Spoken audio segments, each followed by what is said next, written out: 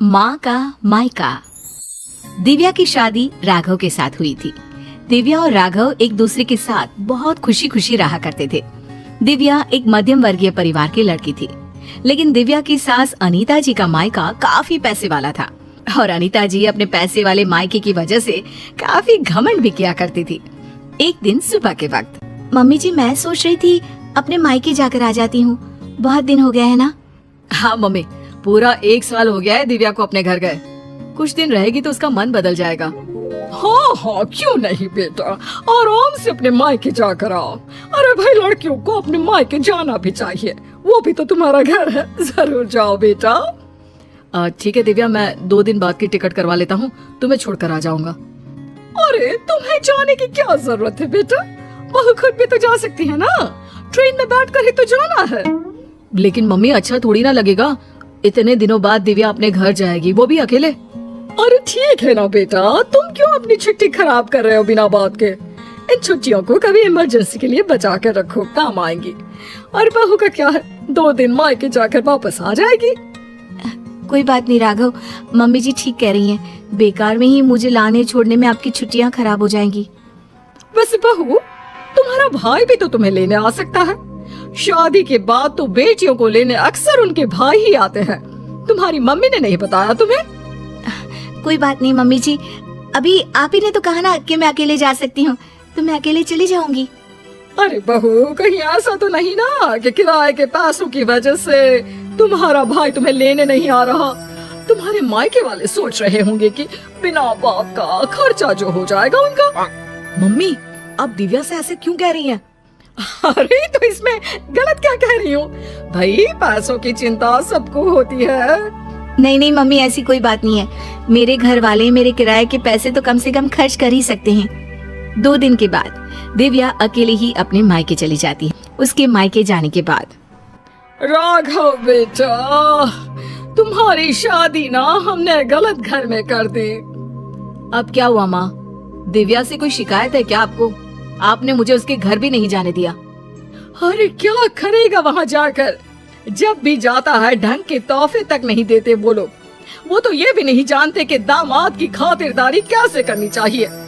Mummy, आजकल के जमाने में कौन इन सब बातों के बारे में सोचता है? कभी तेरे पापा से पूछना, आज भी मेरे साथ जब मायके जाते हैं ना तेरी नानी के घर, तो पूछ कितनी खातिरदारी होती है उनकी वहाँ पर। और तोहफे तो इतने देती है तेरी नानी कि घर ही भर जाता है मेरा तो। लेकिन मम्मी, वो आपके मायके की परंपरा है ना, सब जगह ऐसा हो ये जरूरी तो नहीं। और हम दिव्या के घर वालों से ऐसी उम्मीद कैसे रख सकते हैं? अच्छा नहीं लगता मम्मी। ओफो, आजकल के लड़के ना शादी होते ही अपने पत्नी के साइड लेना शुरू कर देते हैं। अब देखना, आएगी तुम्हारी पत्नी खाली हाथ अपने मायके से। कुछ दिनों के बाद दिव्या अपने मायके से लौट कर आती है और वो अपनी मम्मी के दिए हुए गिफ्ट अपनी सास अनीता जी को दिखाती है। मम्मी जी ये देखिए, मेरी मम्मी ने मुझे साड़ी दी है, राघव के लिए शर्ट और आपके लिए भी एक साड़ी भेजी है। बस और कुछ नहीं रखा तुम्हारी मम्मी ने? अरे इतने दिनों के बाद मायके गई थी। मुझे तो लगा भाई अपने मायके से ढेर सारी चीज मिलेगी तुम्हें। ऐसी बात नहीं है मम्मी जी, वो लोग तो मुझे बहुत सारी चीजें देने की कोशिश कर रहे थे, लेकिन मुझे ये सब अच्छा नहीं लगता। हाँ मम्मी, मैंने ही दिव्या से मना किया था, बिना बात के किसी से चीज लेना अच्छी बात नहीं है। तुम्हारी नानी होती ना बेटा तो मुझे कभी इस तरह नहीं आने देती।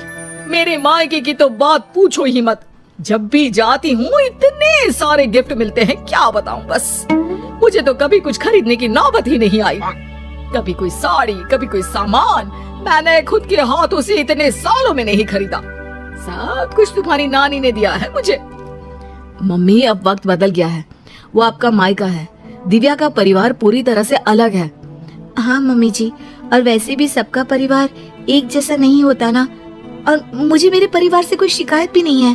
कुछ दिनों के बाद अनीता जी अपने मायके जाती है और जब वहाँ से लौट कर आती है तो बैग भर भर के गिफ्ट लेकर आती है। देखो बहू, इसे कहते हैं मायके से आना। अरे भाई, इतना सामान हो गया था कि क्या बताऊं। अरे वाह मम्मी जी, ये तो बहुत अच्छी बात है, आपको इतनी सारी चीजें मिली हैं। वही तो, और एक तुम्हारे मायके वाले हैं, ठीक से मिठाई भी नहीं भेज सकते बेटी के ससुराल वालों के लिए। मम्मी जी, आप ऐसा क्यों कह रही हैं? देखो तो सही बहू, मेरी माँ ने पूरे 5 डब्बे रखे मिठाई के। इसे कहते हैं बेटी को विदा करना। तुम्हारी तरह नहीं खाली हाथ भिजवा दिया। बस करिए मम्मी, दिव्या आपकी बहू है, आप उससे इस तरह बात करेंगे तो वो क्या समझेगी। राघव के बार बार समझाने पर भी अनीता जी पर कोई असर नहीं होता और वो कभी भी दिव्या को उसके मायके के लिए भला बुरा सुनाती ही रहती है। एक बार अनीता जी की तबीयत बहुत खराब हो जाती है। मम्मी जी देखिए, आपको बिस्तर से उठने की कोई जरूरत नहीं है, आप आराम कीजिए, आपको जो भी चाहिएगा मैं लाकर दे दूंगी। हाँ हाँ ठीक है, देखो तुमसे जो हो रहा है वो कर दो, बाकी मैंने अपने भाई को फोन कर दिया है। मेरे भाई और भाभी आ जाएंगे मेरे मायके से मेरा ख्याल रखने के लिए। मम्मी आप ऐसा मत कहिए ना, दिव्या आपकी बहू है, वही ख्याल रखेगी आपका। मामा और मामी कितने दिन आपका ख्याल रख लेंगे। ऐसा कुछ नहीं है, मैंने कहा ना, मेरे मायके वालों को बड़ा प्यार है मुझसे। एक फोन करूंगी और दौड़े चले आएंगे। पूरा 1 सप्ताह बीत जाता है लेकिन अनीता जी के मायके से कोई नहीं आता और दिव्या दिन रात अनीता जी की सेवा करके उनकी तबीयत ठीक कर लेती है। तबीयत ठीक होने के बाद, दिव्या बहू जरा यहाँ तो आना मेरे पास। क्या हुआ मम्मी जी, आप ठीक है ना? आपको किसी चीज की जरूरत तो नहीं है? बहू मुझे माफ कर दो, मैं हमेशा अपने मायके का घमंड करके तुम्हें उल्टा सीधा सुनाती रही, लेकिन फिर भी तुमने मेरी इतनी सेवा की। मम्मी मैं आपसे कहता था ना, अगर आप अपनी बहू से प्यार से पेश आएंगे तो वो आपका बहुत ख्याल रखेगी और वही जिंदगी भर आपके काम आने वाली है। लेकिन मैंने तो अपनी बहू को हमेशा ताने मारे और फिर भी उसने मेरा इतना ख्याल रखा। मुझे माफ कर दोगी ना दिव्या? अरे मम्मी जी ऐसा मत कहिए, आप हमेशा मेरे मायके वालों को भला बुरा कहती रहती थी, लेकिन एक बात बताऊं, सबके घर वाले ना अलग अलग होते हैं, सबका अपना अपना नेचर होता है, लेकिन इसका मतलब ये नहीं कि मेरे मायके वाले मुझे प्यार नहीं करते और इसका मतलब ये भी नहीं कि आप मुझे प्यार नहीं करती, है ना सच?